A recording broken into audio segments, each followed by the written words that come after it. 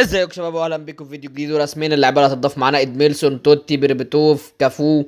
وعندنا باك هازارد دلوقتي هينزل معانا بنسبه كبيره. هو مش هيبقى ب 500 كوين، هو هيبقى اول محاوله بس اللي هي ب 500 كوين، وهيبقى عليه فتحه مجانيه. وطبعا اندريا تشيفتشينكو هينزل معانا في حرس ضربات الجزاء، وهناخد كاستولو مجاني. وحدث الماستر ليج الاسطوري نازل ورجع تاني، وباين عليه هو هيبقى حدث جامد جدا وهيبقى قوي جدا وهيرجع تاني بقوه.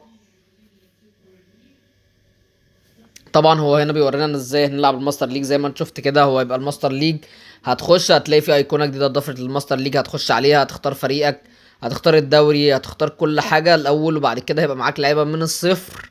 حرفيا انت تبدا على الابيض زي ما انت شايف كده. مش هيبقى معاك اي يعني ما مش هيبقى في اي لعيبه قويه معاك، كل اللعيبه هتبقى لعيبه عاديه جدا. وهتبدأ بقى من جديد، بقى تقعد تجيب في لعيبة وتشتري في لعيبة وتبيع لعيبة وتشتري وتكسب دوريات وتتخطى ماتشات.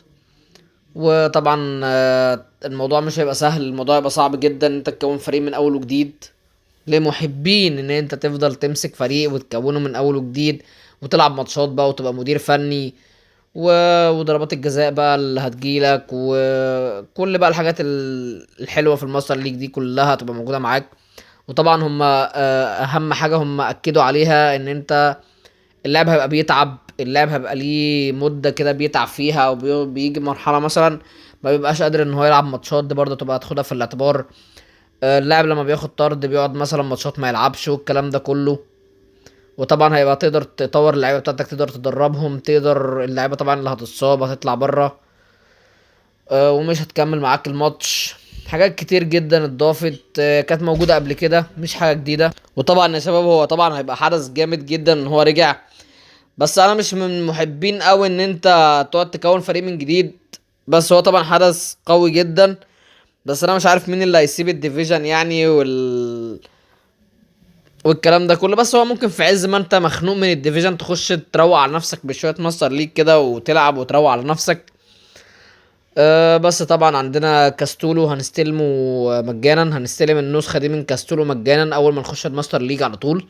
هتلاقي النسخه دي انت بتستلمها مجانا، ده من كلامهم طبعا.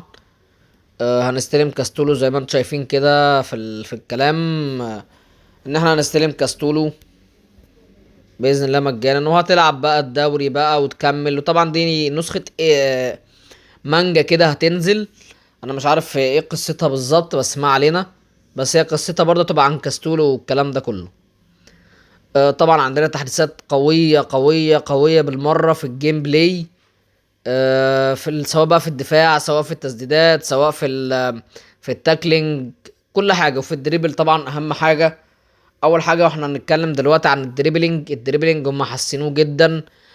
زودوا حاجه جديده، اسمها مهاره جديده اسمها شارب تاتش اللي هي هنشوفها دلوقتي. شارب تاتش دي زي ما انت شايف كده، انا مثلا بجري باللعب اهو عادي. كنا بنعمل المهاره دي في قبل كده، يعني هي كانت المهاره دي ما كانتش موجوده، كنا بنعملها عادي قبل كده. بقى كان ايه اللي بيحصل؟ زي ما انت شايف كده كنا بنجري، تيجي تعمل مهارة تلاقي الكرة سافرت 14 20 متر بعيد عن اللاعب. دلوقتي بقى تمشي تروب تروح واخده كده على الوقفة على الثابتة ولا ايه، وتروح مسوحه. وطبعا اللاعب اللي معاه مرسيليتين هيقدر يعمل الحركة اللي قدامكم في الفيديو دي بكل سلاسة. طبعا عندنا هنا الداش، انت لما تيجي تدوس على الداش تطلع لقدام، تفضل تدوس لقدام. ما كانتش تبقى احسن حاجة، اتحسنت طبعا وبقت قوية جدا زي ما انت شايف. خد بيها الفريق كله وراح وسجل هدف قوي. حاجة قوية جدا انها اتضافت موضوع الدريبلينج ده. الداش دريبلينج ده محترم جدا. تحسينات الدريبل انا شايفها من وجهة نظري قوية جدا، حاجة مذهلة طبعا.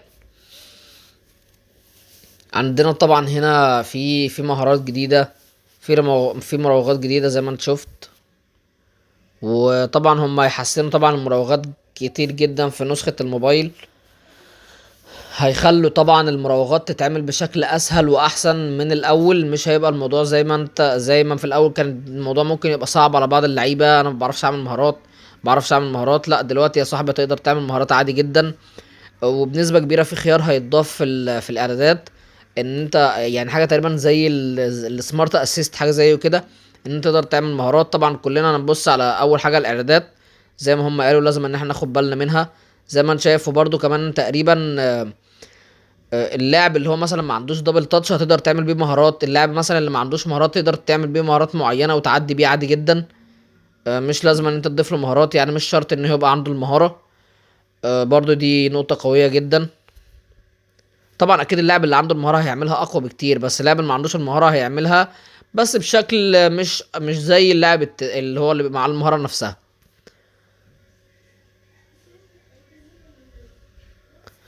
نخش طبعا على الموضوع بتاع الدفاع، اتحسن فيه برضو شويه حاجات كويسه ومحترمه، كلنا هنستفاد منها في البريشر وفي الماتش اب. بس الموضوع في الدفاع هيبقى اصعب من الاول، من خلال ما انا شفت، زي ما انا شايف كده، ده كان اللي كان بيحصل معانا في الاول. انت بتلف باللاعب بتلف باللاعب بتلف باللاعب. طبعا في الاول كنت لما بتيجي تلف باللاعب المدافع كان بيسبق وبيقطع منك الكوره، دلوقتي بقت بتلف باللاعب وتعدي وتروح وتجيب جون عادي جدا. زي ما انت هتشوف كده، انت دلوقتي بتلف باللاعب، لفيت وعديت. ده اللي هو اللي هيحصل بعد التحديث. في الاول بقى كان بيحصل انت لما بتيجي تلف زي ما هنشوف كده دلوقتي، انا جاي بلف، اللاعب بقى بيروح جاي سابقني وقاطع مني الكوره.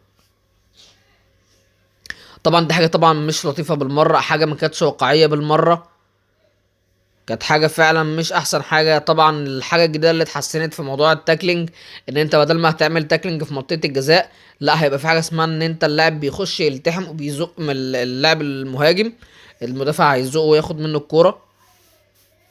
طبعا دي حاجه قويه قويه قويه قويه طبعا.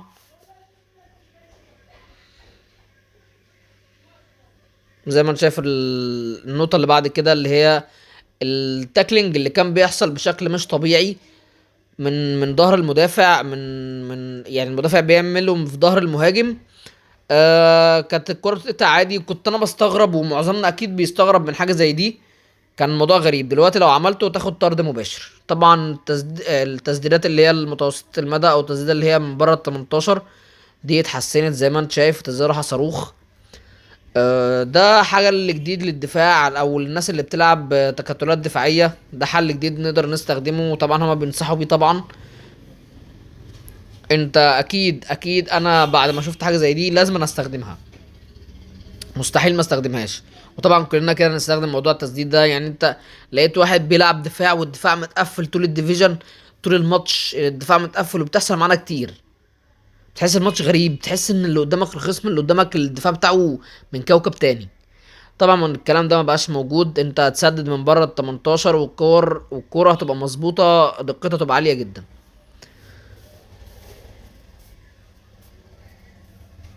طبعا هنا برضو النقطة اللي هي الخاصة بالناس اللي بتقعد تباصي كتير تباصي كتير قوي ورا، ويفضل يستحوذ على الكرة ورا قد كده، يبقى كسبان جون ويفضل اللي يباصي بالكرة اكتر من 45 دقيقة.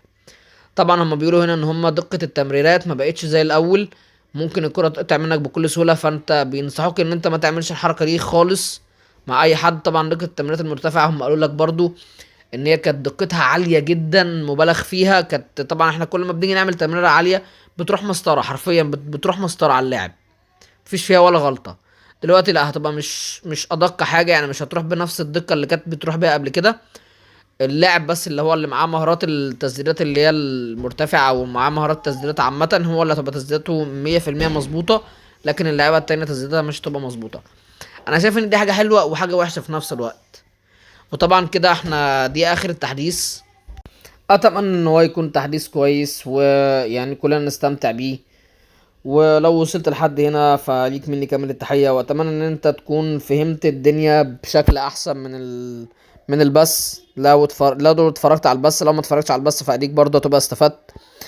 وبس كده، ده كده كان اخر الفيديو معايا، انا وصلت للنهاية وبشكرك جدا لو وصلت لحد هنا. بس كده ويلا سلام.